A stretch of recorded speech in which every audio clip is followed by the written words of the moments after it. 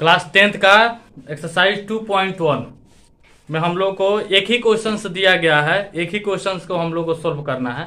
इसमें दिया हुआ है कि किसी बहुपद p ऑफ x के लिए y बराबर p ऑफ x का ग्राफ नीचे आकृति इतना में दिया गया है, तो प्रत्येक स्थिति में p ऑफ x के शून्यकों की संख्या निकालें, है ना।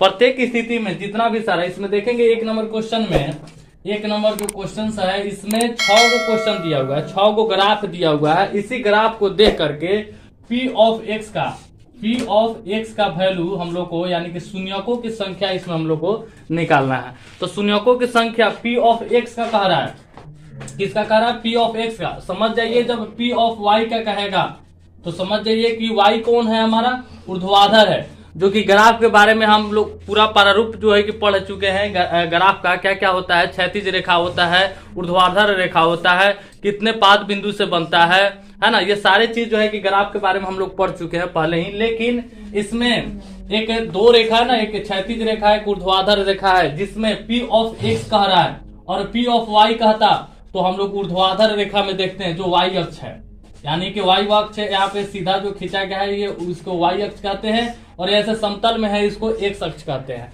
तो x अक्ष कब होता है? जब p ऑफ x कहा जाता है, और p ऑफ y है तो y वाला में देखते हैं। लेकिन क्वेश्चन हम लोग का कह रहा है कि x अक्ष में देखने के लिए, यानी कि p ऑफ x में देखने के लिए। तो इसमें शून्यकों की संख्या निकालने के लिए देखेंगे कि x अक्ष पर कितने कटान बन रहे हैं, यानी कि कितने प्रतिच्छेदी हो रहे हैं, उसी को हम लोग को लिखना है। तो एक नंबर क्वेश्चन में देखेंगे कि x अक्ष पर कोई कटान हम लोग को नहीं दिख रहा है, यानी कि p ऑफ x है, यानी कि शून्यकों की संख्या यहां पर लिखेंगे 0। शून्यकों की संख्या बराबर हो जाएगा 0। एक नंबर में देखेंगे तो शून्यकों की संख्या 0 हो जाएगा। इसलिए 0 होगा क्योंकि x अक्ष पर कोई बिंदु कटान है ही नहीं। और यहाँ अब आते हैं 2 नंबर में। तो 2 नंबर में देखेंगे x अक्ष पर एक ही बिंदु, यानी एक ही कटान यहाँ पर है, एक ही प्रतिच्छेदी बिंदु है, जो कि यहाँ पर एक प्रतिच्छेदी हो रहा है, तो ये y वाला में हो रहा है।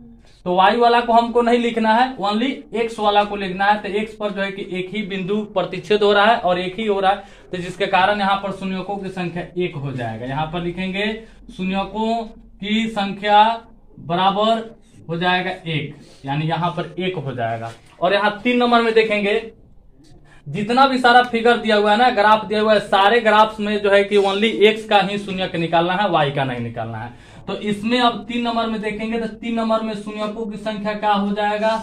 शून्यकों की संख्या बराबर, इसमें देखेंगे क्या है, एक यहाँ पे x वाले रेखा पर देखेंगे, एक यहाँ पर है, एक यहाँ पर है, एक यहाँ पर है। कितने हैं? 3। तो यहाँ पर हो जाएगा शून्यकों की संख्या 3। अब आएंगे 4 नंबर में। तो 4 नंबर में लिखेंगे शून्यकों की संख्या, शून्यकों की संख्या। तो यहाँ पर देखेंगे कि कितने प्रतिच्छेद हो रहे हैं। तो यहाँ पर देखेंगे एक यहाँ पर हो रहा है और एक यहाँ पर हो रहा है, क्योंकि केवल एक अक्ष में ही देखना है हम लोग को। तो 1 हो रहा है और ये 1 हो रहा है, कितना हो रहा है? 2। तो इसमें शून्यकों की संख्या क्या हो जाएगा? 2 हो जाएगा। 5 में देखेंगे शून्यकों की संख्या कितना है, शून्यकों की संख्या, ठीक है। तो यहाँ पर देखेंगे एक यहाँ पर 1, 2 हो रहा है, 3 और क्या हो रहा है? 4, यानी यहाँ पर हो जाएगा शून्यकों की संख्या 4। और ये 5 नंबर जो 6 नंबर है, 6 नंबर में शून्यकों की संख्या कितना होगा? शून्यकों की संख्या बराबर हो जाएगा, यहाँ पर देखेंगे 1, 2 हो रहा है और एक यहाँ पर 3 हो रहा है। तो यहाँ पर शून्यकों की संख्या कितना हो जाएगा? 3 हो जाएगा। बस इसमें कुछ नहीं करना है, बहुत आसान और बहुत सरल है।